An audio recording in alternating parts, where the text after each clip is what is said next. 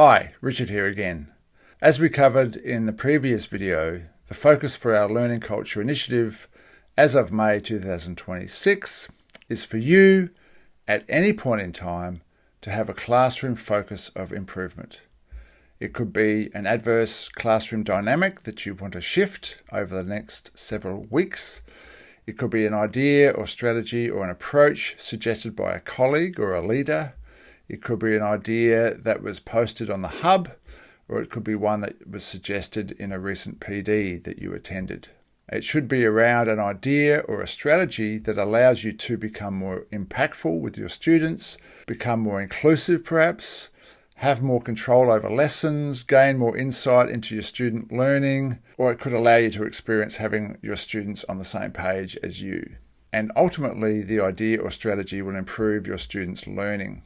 In my mind, every teacher ideally will always have some kind of teaching or learning dynamic that they are wanting to improve on. And with the Learning Culture Initiative, we are simply formalising the process and making it easier for you. Bit of a personal story. Most of my growth through my teaching career came from doing exactly this, noticing a dynamic that I wasn't happy with, that I wanted to shift, trying something new, seeing what worked, seeing what didn't work, and adjusting accordingly. The difference is I had to work this out myself. I didn't have a program to help me. So my development as a teacher was much slower than it would have been had I had a program like this supporting me. Here are a few ideas of focused areas for you to work on. You could choose an adverse classroom dynamic. So you choose a dynamic from one of your classes that you want to focus on and implement a strategy to shift that dynamic. It could be inclusivity for all. I'll speak some more about this in a minute. It could be any kind of innovation in the classroom. So you could choose an idea or a strategy or an approach that you want to trial with your students. It might be one that a colleague posted in the hub. It might be from a recent PD. It might be one that you found on the web. So there are three key areas. Notice the innovation in the classroom. That can sort of almost cover everything. Now let me say a few things about inclusivity.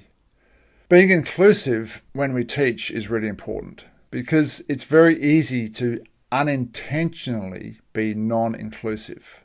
Let me give you an example from my career. For a long time, I was non-inclusive in the way that I used questioning because my questioning was designed primarily for me to get through my lesson plan. Now, this is embarrassing to admit, but it's true, and I wasn't aware of this at the time. I had content that I wanted to teach, and so when I was teaching, I would ask questions to the class.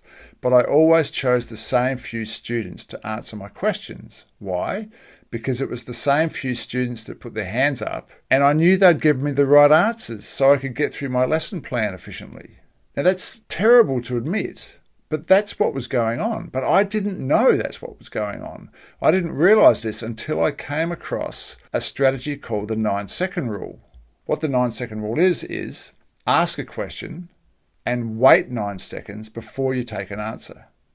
Whereas what I was doing was asking a question, a hand would go up, I'd ask that person for the answer, it'd be the right answer, and I could move on with the next part of my lesson plan.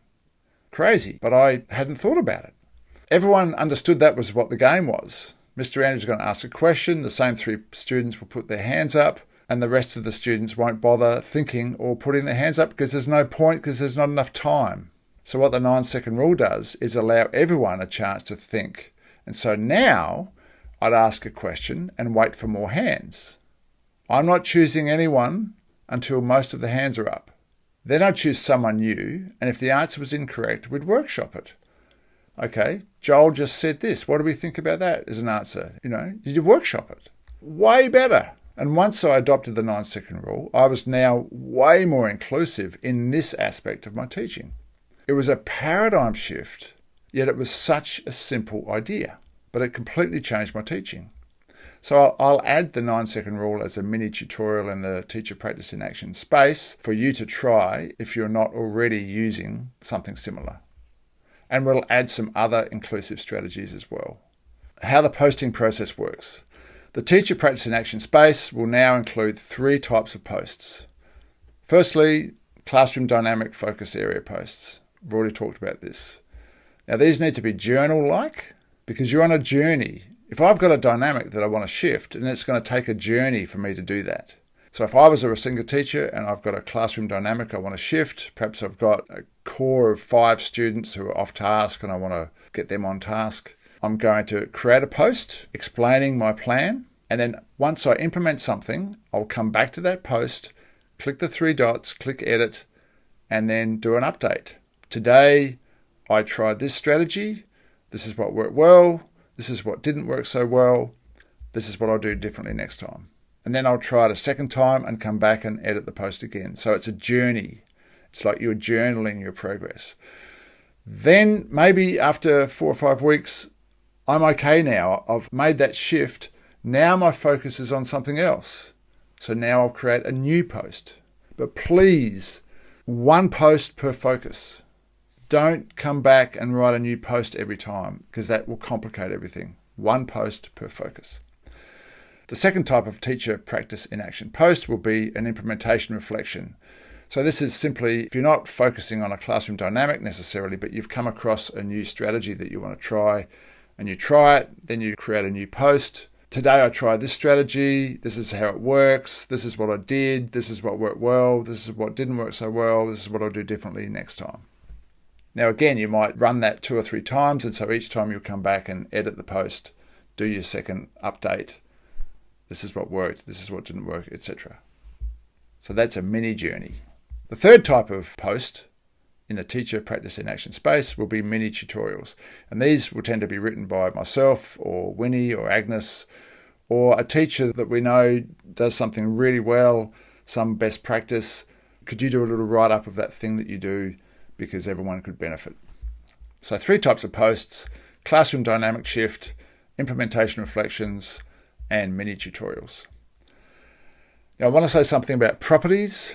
There's information about how to use the properties. So on each post you should be choosing 2 or 3 properties that categorize your approach or your strategy. Understand they are for searching purposes. So it's really important that you have appropriate properties on your post. It's really easy to do, but if you don't have them, then your post won't come up when properties are used for search purposes. It's all explained in the teacher practice in action space. So if you're not sure, ask your facilitator or your team leader and they'll help you out. Quick word on student agency. We already have a section on student agency. There's a couple of other things I'd like to say. My experience is that a lot of teachers across the globe don't fully understand the power of student agency or how to foster agency in students. We might do some more work on this in the future. And here's what I want to say. Raising student agency can go a long way to solving most adverse classroom dynamics. Or another way of saying that is student agency is an important factor in having a classroom work well. So if you have a disengagement issue or students who are off task, you can pretty much guarantee that these students don't have agency. And conversely, when you have a class that is really on side, engaged, that they're getting it, they're learning a lot, those students tend to have more agency, which means they have more ownership over their learning, they feel more in control, they've got some choice about the way they go about doing things. And the thing with fostering student agency is you need to run lessons that are a little bit more student-centric.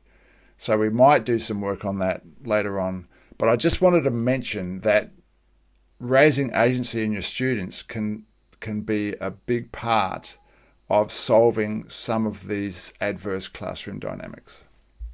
So that's something you can think about, and we can talk about that more in the future.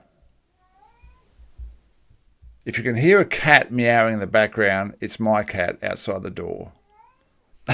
It's got dementia, not much we can do about it. Now let's say I'm a Rusinga teacher and I have chosen an adverse classroom dynamic to work on. How do I choose an approach to shift it? Here are some points to think about. Some teachers are better than others about recognizing an adverse classroom dynamic. Some teachers are unaware that they have some adverse classroom dynamics that need improving. And other teachers are hyper aware and often too self-critical of these adverse classroom dynamics. So the message here is We don't know what we don't know. And just be aware that there might be something going on in your classroom which is adverse that you're blind to. And so my message is you really need to be open about the possibility that there's something going on that you don't see. Because if you can see it and then shift it, your life with that class is going to improve immensely. So it's not a criticism, but just we just know across the globe, some teachers are closed to ideas of change. And we just ask that you be open because we want to help you.